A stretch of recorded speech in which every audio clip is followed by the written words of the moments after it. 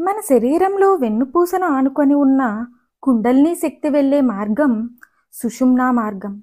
సుషుమ్నా నాడిని మూలాధారం, స్వాదిష్టానం, మణిపూరకం, అనాహతం, విశుద్ధి, ఆజ్ఞాచక్రాలు దాటి సహస్రార కమలంలో ప్రవేశపెట్టే తల్లిని కులయోగిని అంటారు. షట్చక్ర మార్గం గుండా ప్రయాణించి సహస్రార కమలంలోని అమృత బిందువును ఆస్వాదించే శక్తిని కూడా కులయోగిని అంటారు. యోగః చిత్తవృత్తి నిరోధకః. మన మనస్సు ఇష్టం వచ్చినట్లు సంచరిస్తుంది. నిలకడ లేక శరీరం ఉన్న చోట ఉండక పరిపరి విధాలా సంచరించే మనస్సును అదుపులో పెట్టకపోతే ఇహపరాలు రెండింటికి చెడతాడు జీవి.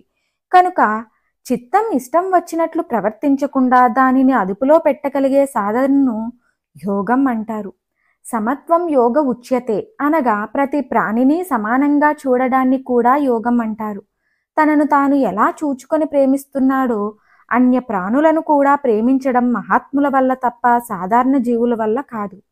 ఎందుకంటే సాధకులైన జీవుకులకు ప్రతి ప్రాణిలోనూ పరబ్రహ్మం లేక పరమాత్మ కనబడతాడు.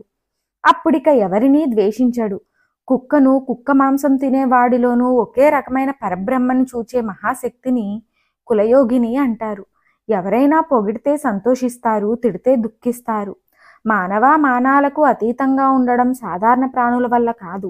అలా ఉండగలిగే శక్తిని సాధించిన మాతను యోగిని మాత అంటారు. నిత్యం కోరికలున్న వారికి సుఖశాంతులుండవు. కోరికలు తీర్చుకునే కొద్దీ ఇంకా ఇంకా పెరుగుతూనే ఉంటాయి.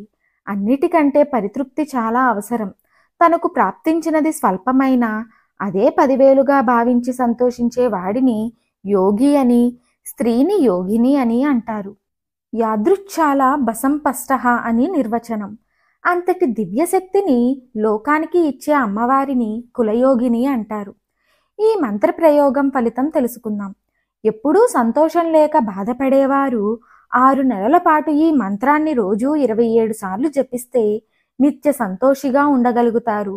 ఇతరుల మాటలకు కుంగిపోయి ఏ పని చెయ్యలేక బాధపడే మానసిక రోగులు ఈ మంత్రాన్ని 11 సార్లు చొప్పున నిత్యం జపిస్తే చాలా మంచిది.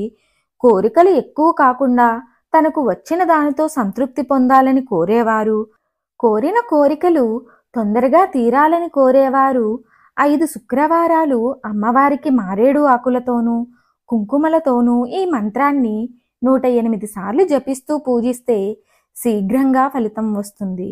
మంత్రం ఏమిటో తెలుసుకుందాం. ఓం కులయోగిన్యై నమః. ఓం కులయోగిన్యై నమః. ఓం కులయోగిన్యై నమః.